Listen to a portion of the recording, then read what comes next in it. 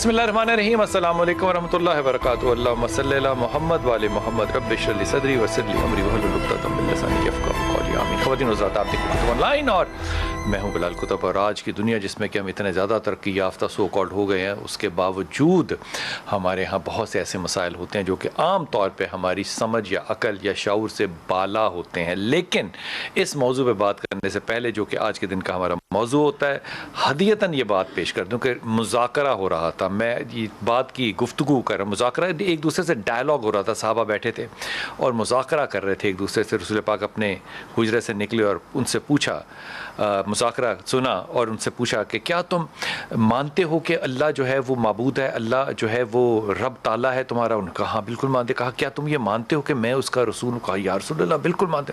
अल्लाह के नबी फरमाते हैं कि फिर तुम्हें मुबारक हो, फिर तुम्हें मुबारक हो, तुम खुशियाँ मनाओ। या रसूल अल्लाह किस बात की? कहा कि ये जो कुरान जिसके ऊपर तुम इस वक्त मुज़ाकरा कर रहे थे, जो कुरान है तुम्हारा, इसको जब तुम पढ़ते हो तो इसका एक सिरा तुम्हारे हाथ में होता है या तुम्हारी ज़ुबान पे होता है, और इसका दूसरा सिरा जो है ये रब ताला के हाथ में होता है। ये है कुर्बत जब आप ज़िक्र खुदा करते हैं। आज जिस मौजू पे बात करने और समझने की कोशिश करेंगे वो ये कि अलामात में फ़र्क क्या होता है जब इंसान रूहानी बीमार हो, या इसको कुछ और लफ्ज़ आप देना चाहें तो ज़रूर दे ले, या इंसान तिब्बी बीमार हो। इसमें जो जहनी बीमारी है उसका जिक्र बीच में अगर आया तो वो ज़रूर करेंगे। हमारे पास डॉक्टर फ़ारूक शाह साहब अस्सलाम वालेकुम, खैरियत से आप? हमारे साथ जनाब महमूद अहमद चिश्ती साहब, अस्सलाम वालेकुम चिश्ती साहब, आप खैरियत से हैं? और जनाब इंतहाई शरीफुल नफ्स इंसान चिश्ती साहब, आपके लिए ख़ास तौर पर कह रहा हूँ क्योंकि आपके हमसायों में बैठे हुए हैं सईद अली ज़ैदी साहब, अस्सलाम वालेकुम। वालेकुम ज़ैदी साहब, पहली बात तो ये कि आपने जितनी भी प्रेडिक्शंस की हैं ज़्यादातर प्रेडिक्शंस आपकी सच्ची हुई हैं, बहुत शुक्रिया। आपकी पाकिस्तान के बारे में आइंदा अच्छी प्रेडिक्शंस हैं? इंशाल्लाह अभी ये थोड़े से मुश्किल हालात हैं, लेकिन अगस्त के बाद बेहतरी आनी शुरू हो जाएगी इंशाल्लाह ताला। कोविड के अंदर भी या सिर्फ पाकिस्तान के अंदर? कोविड तो अब रहेगा जहाँ तक मेरा हिसाब है, क्योंकि ये जो दहाई है 2029 तक की, हाँ। तो इस दहाई में ये जंगें और वबाई अमराज यानी कि अमवात के होती रहेंगी। इन्ना लिल्लाहि व इन्ना इलैहि राजिऊन। डॉक्टर साहब ये फरमाइए कि ये कैसे तशख़ीस किया जाए, ये कैसे पता चले कि किसी शख्स को तिब्बी बीमारी है या रूहानी बीमारी है या उस पर कोई जादू हुआ है या जिन्नात का असर है? इनमें सिम्टोमेटिक फ़र्क क्या होता है? सबसे पहले तो मैं आपका बहुत मशकूर हूँ, आपने मुझे याद किया। पहली बात यह है कि बिलाल साहब, सबसे पहले आप अपनी ज़ात को समझने की कोशिश करें कि आपके साथ आया जो मामला शुरू हुए हैं ये शुरू कैसे हुए हैं। सबसे पहली चीज़ तो ये है। दूसरी चीज़ ये है कि जब आप बीमार होते हैं, आप डॉक्टर के पास सबसे पहले जाते हैं, तो अगर आपके वहाँ पे डॉक्टर टेस्ट वगैरह करेंगे ना तो आपकी बीमारी डायग्नोज हो जाएगी। ठीक। फिर आपका इलाज शुरू हो जाएगा, आपके ऊपर दवाइयाँ असर करेंगी, सर्जरी हो जाएगी, आप ठीक हो जाएंगे। कुछ बीमारियाँ ऐसी होती हैं कि वो रिपोर्ट्स में जाहिर नहीं होती लेकिन आपको तकलीफ़ होती है। ठीक। डॉक्टर वहाँ पे खामोश होते हैं, उनकी अक्ल से बालातर होता है मामला, आपको दवाइयाँ भी दे रहे होते हैं। दूसरे केसेस कुछ ऐसे भी होते हैं जिसमें आपकी बीमारी डायग्नोज हो गई है, आप पे दवाई असर नहीं कर रही। ठीक है, दवाई भी आप पे असर नहीं कर रही। ठीक हो गया। फिर यहाँ से डायग्नोज होता है कि हाँ ये जादू का मामला है। ठीक है, यानी कि दो बातें हुई। एक बात तो ये हुई डॉक्टर साहब कि जो डायग्नोज ना हो सके बीमारी वो रूहानी बीमारी है, और दूसरा जो अगर डायग्नोज हो जाए और उस पर दवाई असर ना करे तो वो भी रूहानी बीमारी है। 6 माह तक जिस बीमारी का आपको तिब में इलाज नहीं मिल रहा, फिर आप उसको रूहानी पहलू से देखने की कोशिश करें। फिर उसके आगे फिर सिम्टम्स हैं। सबसे पहले आपके ख्वाब डिस्टर्ब होंगे। जिस इंसान डिस्टर्ब से मतलब क्या होता है? जिस इंसान पे जादू हुआ है ना, सबसे पहले जादू को मैं आपको थोड़ा सा एक्सप्लेन कर देता हूँ। जादू हम पे होने की वजह यह है कि हमारे साथ हमजाद पैदा होता है, जिसे कुरान पाक में करीन कहा गया है। इबलीस का बच्चा, शैतान का बच्चा, वो हमारे साथ पैदा होता है। ये बाहर की शैतानी मखलूक़ात को अपनी तरफ माइल करता है, उनके साथ एक इत्तेहाद पैदा करता है। अगर ये हमारे साथ ना हो तो हम पे जादू नहीं हो सकता। हम पे जिन्नात, शयातीन, ऐसी मखलूक़ात, हम किसी और की भुगत रहे हैं। बिल्कुल हम वो भुगत रहे हैं। इसको अख्तियारात दिए गए थे ना। सूरह बकरा की आप आयत नंबर 35 की तफसीर में जाएं, जब अल्लाह ने इरादा किया कि मैं ज़मीन पे अपना खलीफा बनाऊं, तो कुछ मलाइका ने कहा कि अल्लाह पहले जिन्नात ने खून रेज़ी की, अब इंसान को बनाने जा रहा है। फिर कुछ फरिश्तों ने 50,000 साल वाली ज़मीन के ऊपर आके तालीम हासिल करने वाला ज़िक्र है। वो सारा मामला शुरू हो गया था। तो इसको इख्तियारात दिए गए थे। इबलीस ने अल्लाह से इख्तियारात मांगे थे कि अल्लाह तू मुझे ये सजदा माफ़ नहीं कर रहा आदम को, तो जो मैंने तेरी 2 रकत नमाज पढ़ी है 4000 साल, उसका मुझे सिला दे। तो अल्लाह ने कहा कि मैं दुनियावी सिला दूंगा, आखिरत का सिला कुछ नहीं दूंगा। अल्लाह ने कहा मांगो जो मांगता है। उसने कहा मुझे कुछ चीज़ें चाहिए, एक ये कि मुझे आदम पे मुसल्लत कर दो। अल्लाह ने कहा दे दिया तुम्हें इख्तियार। उसने कहा मैं चाहता हूँ मैं आदम के खून में गर्दिश करूं, जिस्म में रगों में गर्दिश करूं जैसे खून गर्दिश करता है। अल्लाह ने कहा ये भी इख्तियार दे दिया। फिर उसने कहा कि मैं एक ज़िंदगी चाहता हूँ क़यामत तक की। अल्लाह ने कहा तुम्हें वो भी दे दी। फिर इसने कहा मैं चाहता हूँ कि ये मुझे औलाद आदम मुझे ना देख सके, मैं इनको देख सकूं। अल्लाह ने कहा मैंने ये भी तुम्हें दे दिया। शैतान को नहीं देख सकते, नहीं देख सकते। फिर तो एक वो कौन सा और शैतान था जिसको हजरत अबू हुरैरा ने बांधा था?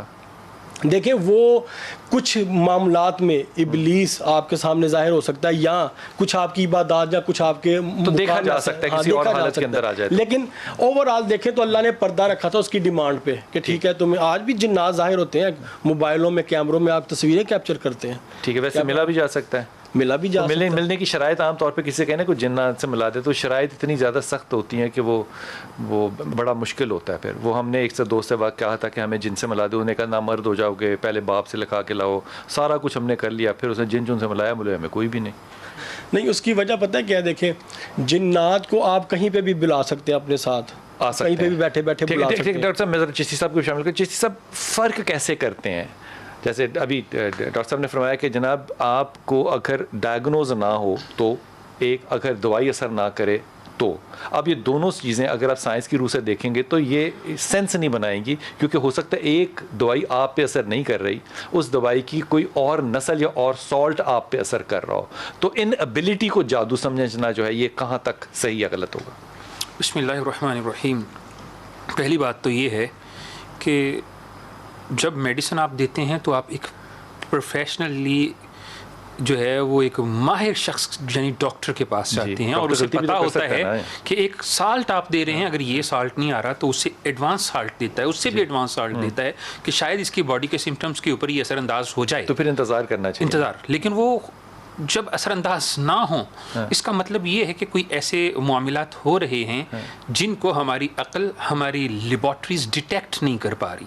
अच्छा। कुछ ऐसे मामलात हैं जो मावराए इल्म फ़हम शऊर इदराक। ये कब फैसला करेंगे? मिसाल के तौर पे एक लेबॉरेटरी जो है वो डी डाइमर का नहीं सही एनालिसिस दे रही है या गलत एनालिसिस दे रही है, या अभी तो कोविड के भी बहुत से गलत टेस्ट आए थे, तो इसका ये मतलब तो नहीं हो सकता ना कि वो जादू ही है। कोई प्रिसाइज और मेथड होना चाहिए जो किसी की गलती पे बेस्ड ना हो, आपके इल्म पे बेस्ड हो। देखिए मेथड्स तो जहाँ तक हो हर चीज़ जो है वो तजर्बा। अभी तक जो दोनों बातें ना ये दूसरे की गलती है, जिसकी वजह से मैं कह रहा हूँ कि ये रूहानियत है। आपके पास अपना क्या तरीका इलाज होगा कि ये रूहानियत है बीमारी? और इसके अलावा डायग्नोज करने का मेरा एक तरीका है जिससे मैं फौरन जान लेता हूं। मिसाल के तौर पे कपड़ा छोटा होना, नहीं, मैं मिसाल दे रहा हूँ, मिसाल के तौर पे ये बड़ा मुजर्रब है, बहुत से लोग करते भी हैं, उनकी प्रैक्टिस से भी गुजरा है। लेकिन मेरा एक बुनियादी तौर पर कि सूरह साफ़ात की पहली 10 आयात दुरूद शरीफ के साथ अगर किसी को पानी पर पढ़कर पिला दी जाए तो वो मीठा हो जाएगा या नहीं होगा? कड़वा हो जाएगा, मीठा हो जाएगा, या वो अपने असल टेस्ट में रहेगा। अब इसके ऊपर भी वो जो सारी बीमारी है जैसे साहब वो सिम्टोमेटिक है, यानी कि अगर फ़र्ज़ कीजिए कि आपने मुझे पिलाया और मैं आपसे गलत बयान नहीं कर रहा हूँ, देखिए तो सिम्टोमेटिक है, आपका डायग्नोस तो ना वो तो मेरा बयान हुआ। नहीं, ये आपका बयान नहीं है, उसको बताया नहीं जाता। जब किसी को ये चीज़ दी जाती है तो उसको बताया नहीं जाता। और अगली बात ये कि लोग डॉक्टर्स के पास है या नहीं मीठा है, करवा है, वो तो मैंने बताना है ना आपको। जी बताना आपने, लेकिन लोग डॉक्टर्स के पास जाकर भी तो झूठ बोल देते हैं कि जनाब मुझे ये है, डॉक्टर मेडिसिन लिख लिख के थक जाते हैं, दवाइयाँ देते हैं, टेस्ट करवाते हैं, इन एंड यही होता है जी समझ नहीं आ रही। हाँ ठीक है, झूठ बोलने वालों के कुछ मरीज शौकीन होते हैं ना, एक्सेप्शनल केसेस। लेकिन बाबों के पास भी तो आने के कुछ लोग शौकीन होते हैं, वो हर जगह पे जाने के शौकीन होते हैं, लेकिन एक्सेप्शनल केसेस को आप हर एक के ऊपर अप्लाई नहीं कर सकते। ठीक है, ठीक है, कुछ चंद एक केसेस होते हैं। मुझे आपने अभी तक कुछ सही बात नहीं बताई कि कैसे पता चलेगा कि ये रूहानी मामला है कि जिस्मानी मामला है। चलें, अभी बात ये है कि इंसान समझना चाहे तो फ़ौरन समझ आ जाती है, और अगर अच्छा एहदे भी मेरी नीयत है जी, अच्छा मैं नीयत करा तो हम समझती तो फेर कर ले। बात यह है हुजूर कि हम जो है ना वो माबादुत तिबियात अशिया को हमेशा डाउट की नज़र से देखते हैं, पैरानॉर्मल एक्टिविटीज़ को हमेशा डाउट की नज़र से देखते हैं। जब हम उनकी हकीकत को तस्लीम करना शुरू कर दें तो फिर हम उसके ऊपर रिसर्च भी करें। पैरानॉर्मल में डॉक्टर साहब अभी मैं आपके पास आऊँगा, हुजूर एक दस आप फरमाइए, आपके पास अगर कोई शख्स आता है तो आपको कैसे पता चल जाता है कि ये रूहानी है या जिस्मानी है? बिस्मिल्लाहिर्रहमानिर्रहीम। तमाम तारीफ़ें अल्लाह के लिए, दुरूद व सलाम मोहम्मद व आले मोहम्मद की ज़ात पर। देखिए, एक जिस इंसान ने अमलियात किए होते हैं तो उसकी एक आँख होती है। अमलियात से मुराद यानी कि वज़ाइफ जो किए होते हैं, तो उस इंसान की एक अपनी आँख होती है। लेकिन इसका तरीका, आपको सबसे पहले डॉक्टर के पास ही जाना चाहिए। ठीक है। वो यानी कि बीमारियां वही हैं जिनके नाम जो उनसे मेडिकल में बीमारी है, जैसे सर दर्द है या बुखार है वो या खास बीमारी नहीं होती अगर कोई जादू जिन हो तो वो बीमारी जैसे है। जिस वक्त पुरानी होना शुरू हो जाए और इंसान दूसरे डॉक्टरों से दवाइयां ले लेकर थक तो जाए, अगर इंसान ने डॉक्टर ही नालायक चूज किया हो तो फिर तो हाँ क्या ये भी एक फैक्ट है। लेकिन इसमें दो चीज़ें आपको देखनी पड़ेगी। पहली बात ये होती है कि कई मरतबा इंसान का अपना वहम होता कुछ भी नहीं, ठीक है। दूसरी बात ये है कि पहले मैंने आपको बता दिया कि पहले डॉक्टर साहब कैसे यकीन दिलाते हैं आप जैदी साहब ये कि आपका ये वहम है नहीं?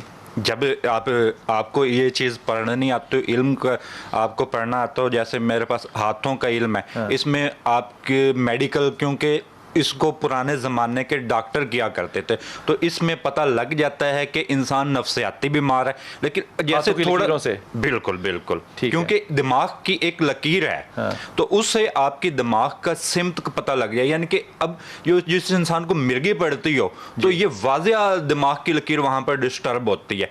किसी परेशानी से नहीं होती डिस्टर्ब?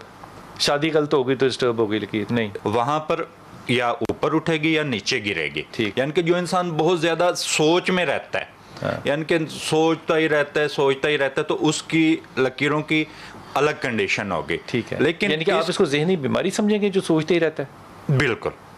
बिल्कुल ज़हनी भी। खुदा का उसको नाम माफ कर दें, सोचने वाला अगर शख्स इस माशरे से खत्म हो गया नहीं साहब, यानी कि बिला वजह सोचता है या बिला वजह के साथ अब एक मिसाल है, अब मैं सोचता हूँ, ठीक है, मैं अपने बिजनेस के बारे में सोचता हूँ, ये मुस्बत सोच है। अब इंसान दुनिया के बारे में ना सोचे, सोचना नहीं चाहिए। नहीं सोचना चाहिए, ठीक होगी बात। कितनी अच्छी, मतलब जैदी साहब ने कितनी अच्छी बात की है, फजूल की नई बातें सोचनी चाहिए आपको। जब नहीं है कोविड तो आप क्यों सोच रहे हैं कोविड के बारे में? अच्छा, इसमें थोड़ा सा बेहिस हो जाए इंसान कंप्लीटली। जितनी चीजें सोचने वाली हैं उतनी सोचो, जितनी उससे ज्यादा ना उसके बस अपना जो आपके मामूलात हैं बस उससे आपको क्या पता लगे भी अफगानिस्तान की हुकूमत गिरे या बन जाए, हमें क्या, हमें कोई अवार्ड मिलना है उस बात पर। वो मेरा भी बड़ा अच्छा दोस्त है, वो बजट आया ना पिछले 2-3, तो मैंने उसे कहा यार डॉक्टर बजट आ गया, कहता है मेरी सैलरी पे क्या फर्क पड़ा? मैंने कहा यार पता कोई नहीं, उसने फोन ही बंद कर दिया। मतलब उसका कंसर्न सिर्फ ये था कि मेरी सैलरी 10%, 15%, 20% बढ़ी है कि नहीं, इससे ज्यादा आप कहते हैं नहीं होनी चाहिए फिक्र। अच्छा, अगर हो तो वो नफ्सियाती। अच्छा, रूहानी कैसे है? रूहानी मैंने आपको बताया कि जिस वक्त एक चीज़ हल ना हो रही हो, अब बहुत सारे इस तरह के केसेस होते हैं जब आप यानी कि दवाइयाँ खाते हैं, किसी बुजुर्ग के पास चले जाते हैं, वो आपको दम करता है तो बीमारी में बेहतरी आई, लेकिन साथ इलाज भी ज़रूरी है, वो आपको दवाई भी खानी है। कि हर रूहानी बाबा जो है वो हकीम भी हो? नहीं, रूहानी नहीं, आप मेडिकल डॉक्टर से कराएं ना। अच्छा, डॉक्टर से इलाज कराएं, दम भी साथ कराते रहें, ठीक है। बहुत सारी इस तरह की बीमारियां हैं जो कि नफ्सियाती हैं, यानी कि मैं तो फिर वो पूछ रहा हूँ पता कैसे चलता है कि ये बीमारी कौन सी है? निशान पड़ते हैं ये यहाँ पर, यानी कि उस टांगों पर मरीज जो होता नीले है, रंग के नील जिसको दाग कहते हैं, लेकिन मेडिकल में इसको और भी कुछ कहा जाता है। जी। लेकिन ये उसकी निशानी होती है कि उसके अगर जिस्म के पर किसी हिस्से पर दाग बिला वजह बगैर चोट लगने के दाग पड़ रहे हैं तो इसका मतलब ये है कि उस पर असरात हैं। और वो यानी कि आपकी नज़र ठीक है, कोई आपका ब्लड प्रेशर वगैरह नहीं, आपको ब्लड प्रेशर, उसके बावजूद आपके कंधों में दर्द रहता है और सिर आपका भारी रहता है, तो जबकि आपकी नजर बिल्कुल ठीक है। आपकी शादी नहीं हुई? शादी हुई है तो सर तो भारी रहता है फिर? वो और वजूहात हैं। अच्छा, उसकी वजूहात वो तो खर्चे की वजह से रहता है ना, भी खर्चा कैसे कंट्रोल करें। अच्छा, वो तो अखराज, ये रूहानी मसला नहीं है, ये रूहानी मसला नहीं, ये रूहानी मसला नहीं है। डॉक्टर साहब मुझे एक लफ्ज़ में सिर्फ ये बताइएगा कि ये जब हम कहते हैं कि हम किसी ने इस बात का वजीफा किया हो या चिल्ला किया हो, इससे क्या मतलब है कि उसने क्या किया हो? चिल्ला लफ्ज़ है 40 दिन किसी अमल को लगातार करने का या इबादत को करने का। अच्छा, कुरान में या रवायात में हमें कहीं पे ये तालीम नहीं दी गई कि हम लोग जिन या मोकलात को पकड़े और उनसे अपने काम करवाएं। ठीक, हमें कहीं पे भी नहीं कहा गया। हाँ, हमें तवस्सुल का कहा गया, वो मोहम्मद वाले मोहम्मद है कि हम उनको अपना वसीला बनाएं, उनके तवस्सुल से हम अपनी हाजात पेश करें, जो जायज़ होगी मालिक कबूल करेगा, जो नहीं होगी वो नहीं कबूल होगी। ठीक, या उससे बेहतर दे देगा, उससे बेहतर दे देगा।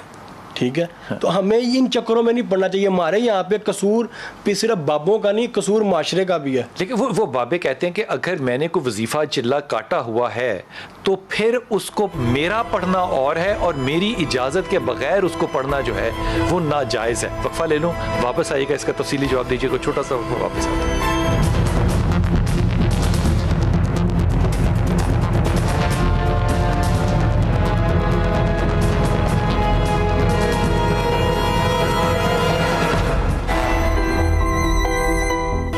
बिस्मिल्लाहिर्रहमानिर्रहीम। शाह साहब, रसूल पाक सल्लल्लाहु अलैहि वसल्लम के पास बुखारी शरीफ आपसे हदीया अर्ज़ कर रहा हूँ कि एक खातून आई और उसने कहा कि या रसूलल्लाह, मेरा बेटा जो है वो, मैं लफ्ज़ अपनी तरफ से ये इस्तेमाल कर रहा हूँ कि वो कुछ ऐसी गुफ्तगू करता है जो कि पागलपन का अंदाज़ा है। तो आप उसके साथ गए तो एक बाग के अंदर वो बैठा हुआ था, तो आप पीछे खड़े होकर उसको देखने लग गए या सुनने लग गए।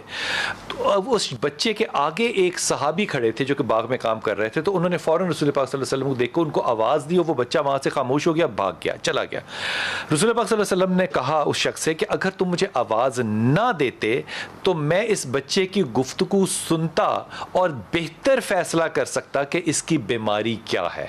अब ये जो साइको एनालिसिस है, अगर इस पे गुफ्तगू हो तो ये तो हदीस का हवाला दिया जा सकता है, लेकिन ये जो चिल्लों का मामला है कि मैंने ये कर लिया और ये वजीफ़ा मेरा बन गया है, इसकी इजाज़त के बगैर नहीं हो सकता, और क्योंकि मैंने उसको ज़्यादा किया है इसलिए मेरे कहने से ज़्यादा असर होगा, ऐसा नहीं होता। बिलाल साहब, हमारे यहाँ पे ना चुधराहट सिस्टम बहुत ज़्यादा है। कुरान अल्लाह का कलाम है, अल्लाह ने नाज़िल किया अपने नबी पे, अपनी उम्मत के लिए भेजा, उनकी हिदायत के लिए। हमारे यहाँ पे कुरान पाक सिर्फ निकलता है या जब बच्ची रुखसत हो रही हो या कोई मर जाए, इसके अलावा नहीं निकलता। हम बाबों के पास जाते हैं, बाबा जी ये पढ़ लें, ये पढ़ लें, वो बाबा जी की जागीर है। जिसने भेजा उसने तुम्हें कहा पढ़ो और मुझसे हिदायत लो। ये सवाल तो नहीं मैंने पूछना आपसे, बात तो सही कह रहे हैं ना शाह साहब, बात तो बहुत खूबसूरत। नहीं, मैं गलत बात नहीं कर रहा, सही कह रहे। कोई भी ऐसी कुरान पाक की आयत नहीं है जिसको पढ़ने की आपको किसी से इजाजत लेने की जरूरत है। क्या बात है। नियत ये ना रखे मैंने ताकत हासिल करनी है, नियत ये रखे मैंने मालिक से कुर्ब का सिलसिला बनाना है, मालिक मेरी परेशानियां। तो वो जो आमतौर पर लोग कहते हैं शाह साहब कि ये जो आपने पढ़ लिया बगैर इजाजत के पढ़ा तो वो पलट गया आपके ऊपर, तो फिर ये क्या कॉन्सेप्ट है? वो असल में ना यहाँ पे ना एक बिजनेस है डर का, खौफ का। हाँ। आपको जितना खौफजदा कर लिया जाएगा आपसे उतने पैसे निकलवा लिए जाएंगे। ठीक है, खौफ का बिजनेस है, खौफ के बगैर नहीं, खौफ के बगैर। हाँ, कुछ देखें ना, आप पे अगर जादू है या जिन्नात का मामला है, आप सूरह जिन्न पढ़नी शुरू कर देंगे तो आप अपने गले में मुसीबत खुद डाल रहे हैं। कुरान में सिवाय मौत के हर बीमारी का इलाज मौजूद है। बहैसियत मुसलमान हमारा इस पे ईमान है। अब हमें उस मुताबिक वो सूरतें पढ़नी चाहिए। आप मुश्किलात का, परेशानी का शिकार है, यानी कि जिस पे जिन्नात हो उसको सूरह जिन्न नहीं कभी भी नहीं पढ़नी चाहिए। इसका फैसला कैसे किया जाता है कि देखें, आप कुरान पाक का तर्जुमा पढ़ें। देखें, कुरान पाक उस दौर में नाज़िल हुआ, अरबी की जुबान थी। आज हमें अरबी से ज़्यादा उर्दू में पढ़ के उसको समझने और उस पर अमल करने की ज़रूरत है, जो कि हम नहीं करते। जब हम उर्दू में पढ़ना शुरू कर देंगे, हमें अंदाज़ा होगा कौन सी सूरत की कौन सी आयत में, कौन से रुकू में किस वाक़े का, किस चीज़ का, अल्लाह की किस ताकत का, अल्लाह के किस फज़ाइल का जिक्र हो रहा है। ठीक हो गया, उसके मुताबिक फिर हम पढ़ना शुरू फरमाइए कि क्या जादू जिन्नात के जरिए करवाया जाता है? बिल्कुल उनके बगैर नहीं हो सकता। वैसे नहीं हो सकता। जादू हवा में नहीं होता। जादू का थोड़ा साइंटिफिकली समझ लें।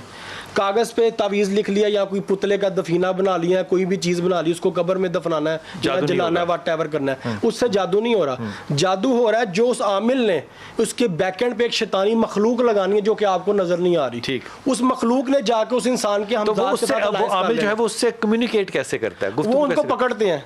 आजकल तो बहुत रेयर नहीं है। आजकल हो रहा है आमिल देख रहा होता है, आमिल देख रहा होता है। आजकल की बिरानी जादू हो रहा है। आजकल कोई आमिलीन आपको रेयरली कोई मिलेगा जो कि चिल्ला करके शैतानी मखलूकात को काबू करे। आजकल इतनी मेहनत वाले बाबे नहीं है। हाँ। इतनी मेहनत वाले लोग नहीं है। आजकल क्या करते हैं, सेबी जादू हो रहा है। दफीना बनाया, कब्रों में दफना दिया या शमशान घाट लेके, डेट सिट। उससे ये होता है कि जो कब्रस्तानों में हमजाद मौजूद हैं, जो लोग मर चुके हैं, उनके हमजाद मौजूद रहते हैं, वो उन चीज़ों पर मामूर हो जाते हैं, उन कामों पर। ये कहते हैं इस पे सेब आ गया या इस पे भूत आ गया। वो जो मरने के बाद हमजाद है वो असेब की शक्ल। आप ये फरमाइए डॉक्टर साहब कि मरने के बाद हमजाद जो है वो मौजूद दुनिया में रहता है? हाँ जी।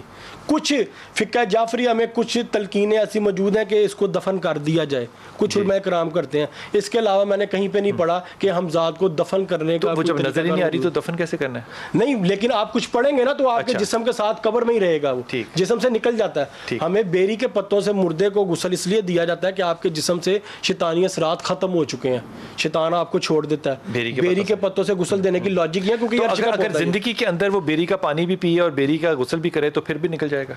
सर जी रवायात में मैंने पढ़ा है कि बेरी के पत्ते के साथ मोकल फरिश्ता होता है और इसकी जितनी अफादियत है हम सोच भी नहीं सकते। जिसकी रूटीन में इसका इस्तेमाल है बेरी के पत्तों से के पानी से बॉयल करके गुस्ल करना, नीम गर्म पानी नहीं, बॉयल करके मेहंदी रंग का इस फर्श के रंग का पानी बनता है, उससे गुस्ल करे या वो पिए या उससे वजू करता रहे। मैं नहीं मानता उस पर जादू हो सकता है, क्योंकि हमारा ईमान है जो रवायात में सरकार ने फरमा दी, हमारा उस पर कामिल ईमान है। ये सारी चीज़ ईमान तो वो पुरानी रवायतों में आता था कि बेरी के दरख्त पे अमूमन जिन्नात होते हैं। बेरी असल में बड़ा मुतबर्रिक है। मुतबर्रिक जो चीज़ होगी, आप देखें ना, आप कलाम कहीं बैठ के पढ़ रहे हैं कुरान पाक, तो वहाँ पे मुसलमान जिन्नात भी आ जाएंगे। बेरी पे जिन्नात होते हैं, मुसलमान जिन्नात हो सकते हैं वो, लेकिन आप उसकी जब बेहुरमती कर रहे हैं या उसको काट रहे हैं, उसकी बेअदबी कर रहे हैं, वहाँ किसी बच्चे ने कोई नापाकी कर दी, इसको इसलिए नहीं कहते क्योंकि सिदरतुल मुंतहा के साथ इसका मैं वही तो कह रहा हूँ ना, इसी वजह से है। ये अर्श का वाहिद पौधा जो ज़मीन पे आया। क्या बात है हुजूर अक़दस, अल्लाह ताला कुरान में कहते हैं कि मुझे तुमने सूरह बकर में उठते बैठते लेटते करवटों के बल याद करना है। अब ये उठते बैठते लेटते करवटों के बल का मतलब यह है कि कोई लम्हा ऐसा नहीं होगा जबकि आप अल्लाह को याद नहीं कर रहे। तो इसका मतलब हर शख्स जो है वो अगर अल्लाह की इस बात को माने तो वो हालत वजीफ़े या हालत चिल्ले में है। तो फिर आमलीन ये दावा कैसे कर सकते हैं कि हमारा चिल्ला या हमारा जिक्र या हमसे इजाज़त, फिर वो क्या चीज़ होगी? बिस्मिल्लाहिर्रहमानिर्रहीम। पहले मैं वो बेरी वाली बात, यहाँ पे इमाम कर्तबी की रिवायत इमाम ज़हाबी ने नकल की है तफसीर इब्ने कसीर में। शेख हमादुद्दीन इब्ने कसीर ने तज़किरा किया है जिसमें सूरह बकरा की शायद गालिबन 102 आयत है जिसमें जादू का तज़किरा है। तो उसमें ये फरमाया है कि अगर किसी शख्स को अपनी बीवी की तरफ से बांध दिया गया हो या औरत की तरफ से रग़बत ख़त्म कर दी गई हो तो उस शख्स ये हो सकता है, उस शख्स हो जाता है। मैं आपको बताता हूँ। तो उस शख्स को चाहिए कि बेरी के 7 पत्ते ले, उनके ऊपर जो है फलक और नास और आयतुल कुर्सी पढ़े, पढ़ने के बाद उन्हें जो है वो पानी में डालकर उसे उबाले और उससे गुस्ल करे, तो उसके ऊपर से जादू की इस किस्म की तासीरात ख़त्म हो जाती है। बीवी अगर मोहब्बत कम कर रही हो या तवज्जो कम दे रही हो तो बेरी के पत्ते ले साथ। बीवी तवज्जो नहीं, अगर इंसान की अपनी जाती तौर पर तवज्जो उस तरफ नहीं है, वो भी इल्म की वजह, तवज्जो नहीं है, इल्म की वजह से ठीक है बांध दिया गया होगा। यहाँ पे लफ्ज़ अब उनका जाती तजर्बा है शेख हमादुद्दीन इब्ने कसीर का, तो हमने तो उनसे लेना है। तो अब वो 7 पत्ते ले बेरी के, जी, उनके ऊपर क्या पढ़े? फलक नास पढ़े और आयतुल कुर्सी पढ़े और उनको उबाले और उबालने के बाद उनसे गुस्ल करे तो बीवी से मोहब्बत हो जाएगी। ठीक है। और उसकी तवज्जो, अगर उसके ऊपर जादू के असरात है, जादू की वजह से किसी को रोक दिया गया है, यही चीज है कि जादू क्या है, और मर्द और औरत को जुदा करना। अच्छा, पानी ठंडा करके नहाना है या गर्म से ही नहाना है? जैसे मर्जी आप जैसे नहाए। तो इसका मतलब है कि इसको सेंट्रल वाटर सिस्टम में डाल दें तो सारे मर्द औरतों से मोहब्बत करने लग जाएं। नहीं, उसमें जादू का भी तज़किरा है। आपने ये समझा नहीं है इस बात को कि फरमाया कि जिस मर्द को बांध दिया गया हो। अब यहाँ पे सवाल क्या है कि बांधने का मतलब ये है कि रग़बत को खत्म कर दिया, जुदाई पैदा करना, रग़बत को खत्म कर दिया गया, जुदाई को पैदा कर दिया गया, मुतनफ़र कर दिया गया। जादू की बुनियादी सबसे बेसिक किस्म ही ये है कि दो लोगों को जुदा करना, जिसकी मिसाल हमें कुरान से मिलती है। ये एक 102 आयत सूरतुल बकरा के अंदर से ये मिसाल हमें मिलती है कि वो फरिश्ते क्या कहते थे जो हारूत व मारूत। ये डॉक्टर साहब बांधने को जरा एक्सप्लेन कर दीजिएगा। जो रूए ज़मीन पे जिस आयत का इन्होंने तज़किरा किया उसमें तफसीर मौजूद है कि हारूत और मारूत जादू लेके आए।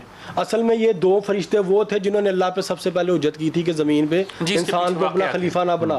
अल्लाह ने कहा ठीक है, मैं तुम दोनों के अंदर से अपनी इसमत ख़त्म करता हूँ। मेरी इसमत है जो तुम लोग गुनाह नहीं करते, इसमें इंसानों का कोई कसूर नहीं।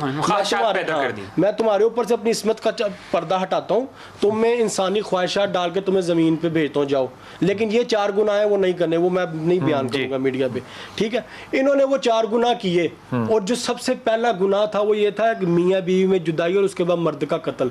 सबसे पहला जादू ही शुरू ये हुआ था। आज भी ये होता है कि मियाँ बीवी के यहाँ तो अंदर से उनके अंदर जो फीलिंग्स है वो खत्म कर दी जाती हैं, उनके अंदर नफरत पैदा कर दी जाती है बगैर किसी वजह। तो ये जब बीवी कहती माँ प्यो छोड़ के तो जुदा हो जाओ, अलग हो जाओ, मुझे घर लेके दो, तो बंदा वो करता है, वो जुदाई किस तरीके से? नहीं, वो नफ्सियाती भी नहीं है, ना वो जादू है, वो उसका शरीन हक है। बीवी की उसका शरन हक है, उसको आप घर अलग लेके दें अगर वो मुतालबा करती है। शरीयत में कहीं पे नहीं वाजिब कि आपकी बीवी आपके माँ बाप की खिदमत करें या आपके बहन भाई ननान देवरानी जेठानी इनकी खिदमत करें। अच्छा, इस सारी बात ने ना डॉक्टर साहब इतना बेड़ा गर्क किया ना हमारी नई नस्ल का कि यकीन करें कि जितना कंडेम करूं, क्योंकि अल्लाह के रसूल की हदीस है कि तुम्हारे 3 माँ बाप हैं जिन्होंने तालीम दी, जिन्होंने पैदा किया, जिनके यहाँ तुम गए। अगर रिश्तों की निस्बत से देखा जाए तो निकाह का रिश्ता मुकद्दम होगा या खून का रिश्ता मुकद्दम होगा? बीवी के कदमों के तले अल्लाह ने जन्नत नहीं रखी, माँ के पाँव के नीचे रखी।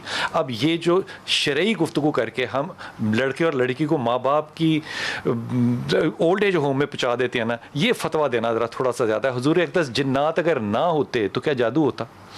शयातीन और जिन्नात इनका माहसल हैं, क्योंकि जब इंसान महासिल है, क्योंकि ये चीज़ें जब हम अल्फाज बोलते हैं ना, लफ्ज़ों की सौतियत का ताल्लुक इन शयातीन के साथ है, और शयातीन और जिन्नात फिर उन अल्फाज की वजह से वो काम, ये अलग अलग हैं, शयातीन अलग हैं, जिन्नात अलग हैं, नस्ल एक ही है। कुरान में हुआ अबुल जिन, शैतानों का, जिन्नात का बाप जो है वो शैतान है। हुआ अबुल जिन के वो जिन्नों का बाप है। तो इससे ये बात तय होगी कि जिन जो है वो शैतान की औलाद है, उसमें मुसलमान भी हैं, उसमें काफिर भी हैं, उसमें ईसाई। तो जब आप कहेंगे औलाद है तो औलाद का मतलब फिजिकल औलाद?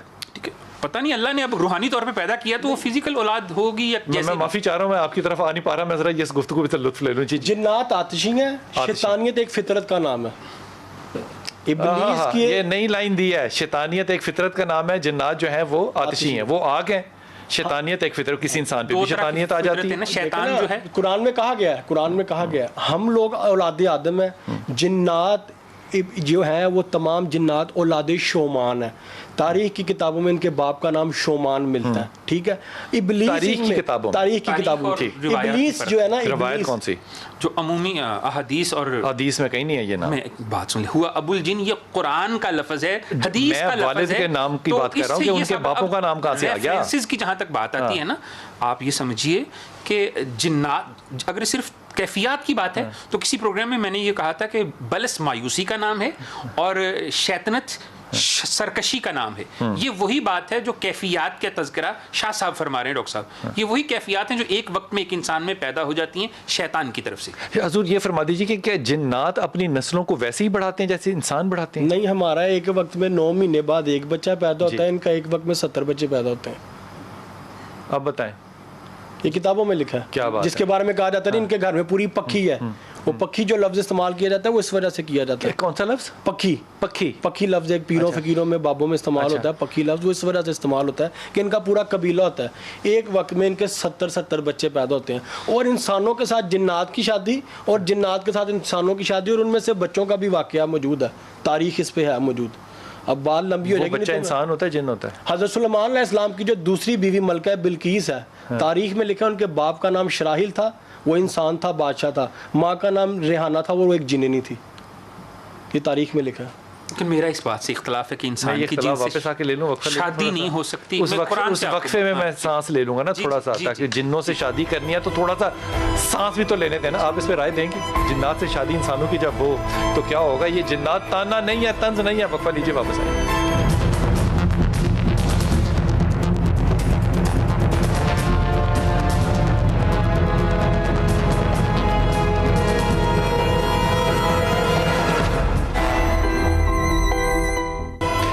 आपसे शुरू करूंगा, मैं इनकी तरफ बाद में जाऊंगा फिर, क्योंकि आपको मौका नहीं मिलना बिल्कुल भी गुफ्तगू का। ये मुझे फरमा दीजिए कि जब आप कहते हैं कि हमने कोई इल्म हासिल करना है हाथ देख के, या उससे फैसला करना है कि इसकी जहनी कैफियत कैसी है, आप इन सारे अलूम में कहीं जिन्नात को या शयातीन को भी शामिल करते हैं कि ये तासुरात असरात हैं, या ये सिर्फ इल्म आप हाथों से देख के लकीरों से फैसला कर लेते हैं कि इस पे ये जादू है या नहीं है?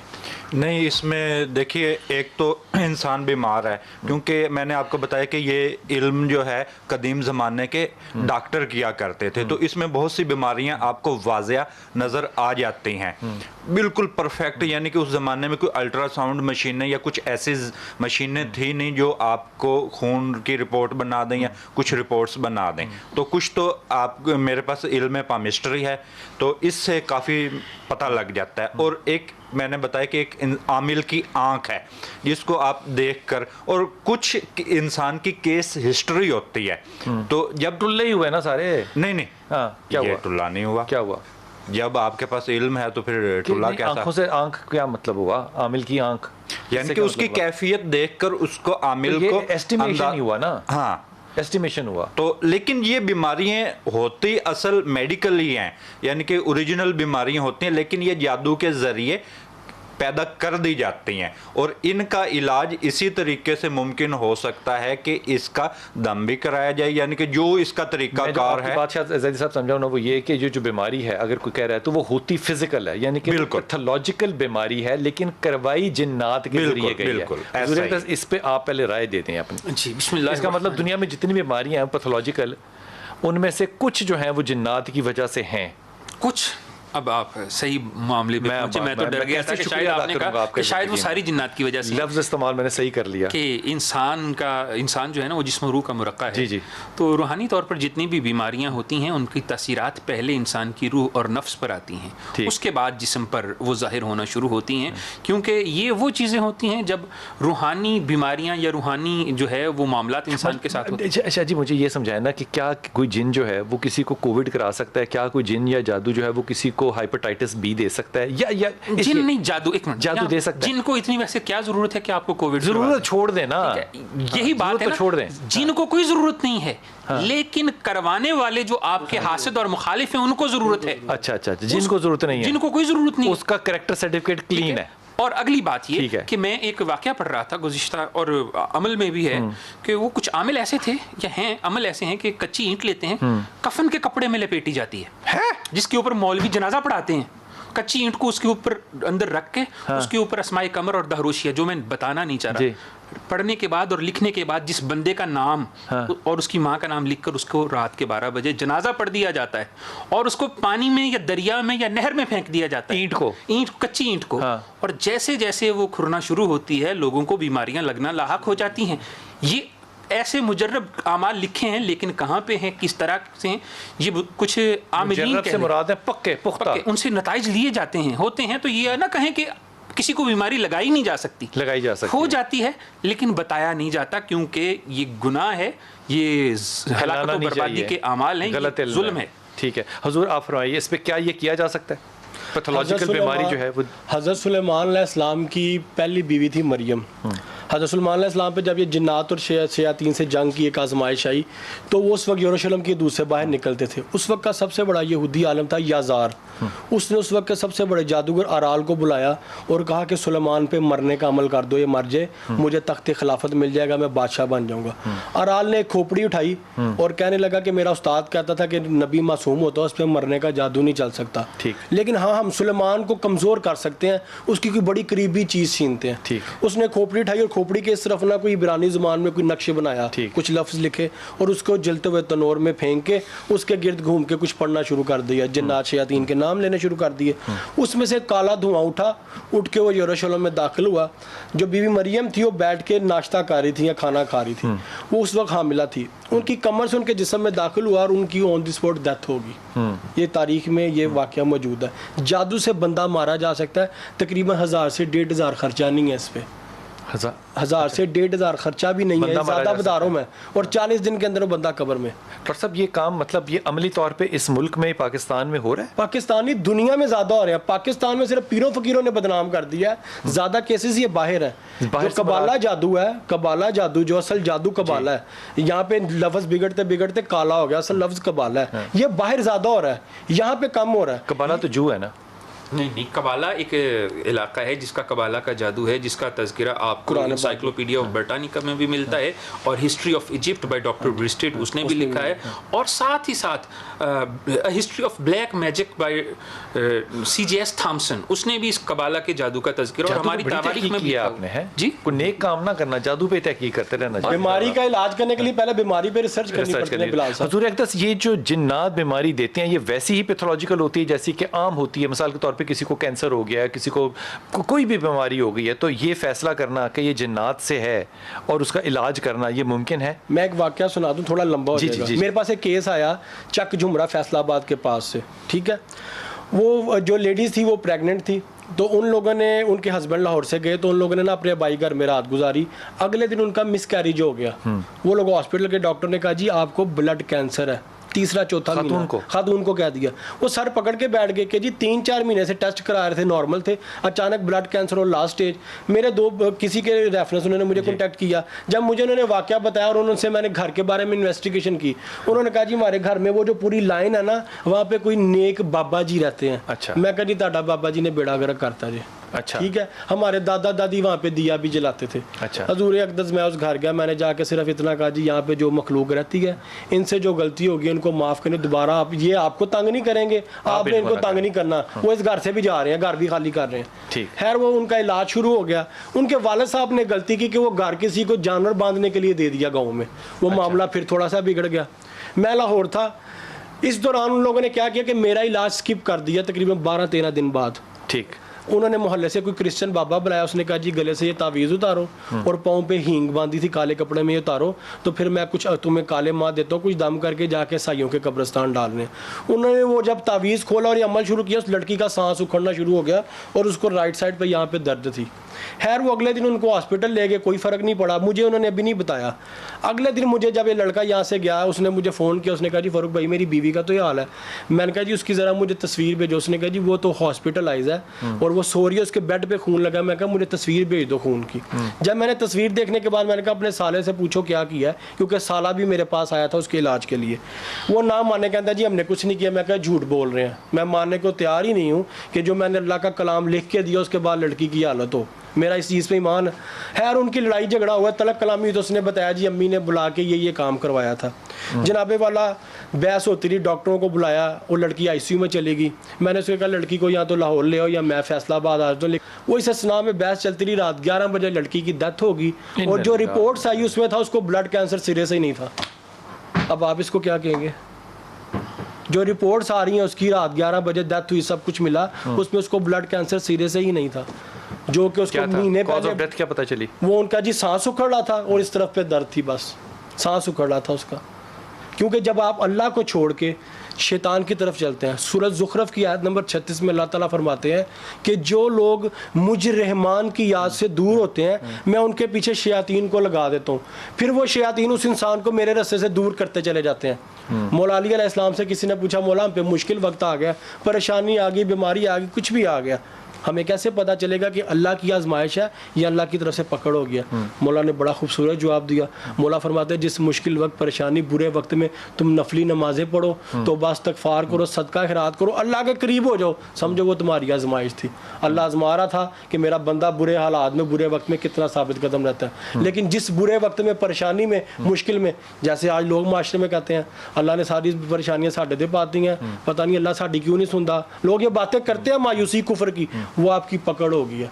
यहीं से आप डायग्नोज करें और अपनी ज़ात का जो है ना वो आप तज़किया करें। अच्छी है ये रेफरेंस भी अच्छा थी। हुजूर अक़दस ये फरमाइए कि आप ज़ाती तौर पे जब किसी को डायग्नोज कर लेते हैं कि इसके ऊपर असरात हैं, रूहानी असरात हैं, वो जो अब ये छोड़ दीजिए वैसे कि वो किस तरह के हैं, आप उनका इलाज क्या सजेस्ट करते हैं? इलाज देखिए कुछ इस तरह के लोग होते हैं, जैसे भी इन्होंने गुफ्तगू में बताया, कुछ इस तरह एक बीमारी नॉर्मल है, एक बीमारी नॉर्मल ज़ैदी साहब कैसे हो सकती है? यानी कि कम है। अच्छा, कम है। और कुछ इस तरह की कंडीशन होती है कि इंसान तकरीबन बहुत ज़्यादा शिद्दत अख्तियार कर जाए। थोड़ी बीमारी है तो वो उसको दम किया, पानी दिया तो वो उसी से ही ठीक हो जाता है। यानी कि कुछ मेरा इलाज है ना, उस पर कुछ 1 रुपया भी खर्चा नहीं है। ठीक है, यानी कि साढ़े सारे मुरीदां तुसी खराब किया कि रुपया भी ना लवो, मुझे तो जरूरत ही नहीं पड़ती कि मैं अच्छा जिन्हन है उन्होंने तो बेड़ा करना ना करो। हाँ, तो क्योंकि जो चीजें मुझे उस्ताद मैं ये बात अपनी जाती नहीं कह रहा, अल्लाह ताला के रसूल की हदीस ले लेना चाहिए। बुखारी के अलावा भी 3 हदीस मौजूद। अच्छा, तो उसको और जब अगर शदीद मर्ज है तो उसको रोज़ाना दम किया तो उससे उसका मर्ज जो है वो बिल्कुल ख़त्म हो जाता है, लेकिन दवाई साथ ज़रूरी है। तो पता कि मैं चलेगा कि दम में की दवाई है? नहीं, देखिए जब आप इलाज पहले करा चुके हैं, आपको नहीं आराम आ रहा, अच्छा, फिर आपने दम कराया तो उसके बाद दवाई ने असर करना जो है वो दवाई पे करना है कि बंदे पे करना है? मरीज पे करना है। मरीज पर, दवाई पे नहीं। दवाई तो पहली शफा है। ठीक हो गया। हुजूर दम का सही तरीका एक फरमा दीजिए, मेरे पास बिल्कुल चंद लम्हे हैं। अल्लाहुम्मा रब्बन नासी, जो अल्लाह के नबी ने इरशाद फरमाया, अल्लाहुम्मा रब्बन नासी अज़ीबिल बास वशफीही व अंत शाफी ला शिफा इल्ला शिफाउका शिफा ला युगादिरु सक़मा, या कुरान की कोई भी आयत जो शाह जी दम का तरीका, मुजर्रद तरीका क्या होना चाहिए? रवायात में रसूल अकरम सल्लल्लाहु अलैहि वसल्लम फरमाते हैं कि जिन्नात 2 किस्म के हैं, एक इंसानी जिन, एक शैतानी जिन जो बाहर से हमलावर होता है। अपने हमजाद जिन करीन के, इसके हमले से बचने के लिए कसरत से दुरूद पाक का जिक्र करो। अल्लाहुम्मा सल्ली अला मुहम्मद व आले मुहम्मद। और जो बाहर से आने वाला शैतान जिन्न है, जादू से आ रहा है, जैसे भी आ रहा है, आपने गलती किया, उसके हमले से बचने के लिए ला हौला वला कुव्वता इल्ला बिल्लाहिल अलिय्यिल अज़ीम, इसका कसरत से ये 2 जिक्र आपने करने हैं। आपको किसी बाबे के पास जाने, मैं इंतहाई ममनून डॉक्टर साहब आपका, मैं इंतहाई ममनून चिश्ती साहब आपका, हुजूर अक़दस बहुत बहुत शुक्रिया। लेकिन एक मुजर्रद वजीफ़ा जो है ना वो मैं आपको हदियतन अर्ज़ करूँ, हाथ बांध के, किसी मुफ्ती को बुरा लगेगा तो वो मैं पहले ही उनसे माफ़ी मांगता हूँ। इमाम अली करमल्लाह के घर जाने का इत्तफ़ाक़ हुआ और इमाम अली के करमल्लाह के उन सारी जगहों पे जहाँ पे उनको गुस्ल दिया गया, जहाँ पे वो आए, जहाँ पे हसन हुसनैन खेलते थे, ये सारी जगह देखने के बाद वो कुआं देखा जहाँ पे कि इमाम हज़रत अब्बास के कमरे के बिल्कुल सामने, ये बैक साइड ऑफ इमाम अली करमल्लाह अब है, ये एक्चुअल में फ्रंट साइड थी, क्योंकि शुरू में हज़रत अब्बास का कमरा था और अब्बास हमेशा ही चौकीदार रहा है यार। ओए होए होए होए, वो जो कुआं था उसका पानी लेकर आए और वो हमारे बड़े अच्छे दोस्त हैं राव शाहिद, वो उन्होंने बोतलें भरी, हम लेकर आए। हमें अंदाज़ा नहीं था इस बात का, ये मैं आपको ज़ाती तजर्बे की बात बता रहा हूँ, इस पर मेरे पास कोई दलील नहीं है। जिसको वो पानी दिया उसने खुशखबरी सुनाई कि अल्लाह ने उसको शफा दे दी। अपनी दुआ में याद रखिएगा। अल्लाह आपको बड़ी सलामती दे और सलामती बांटने की तौफीक अता फरमाए।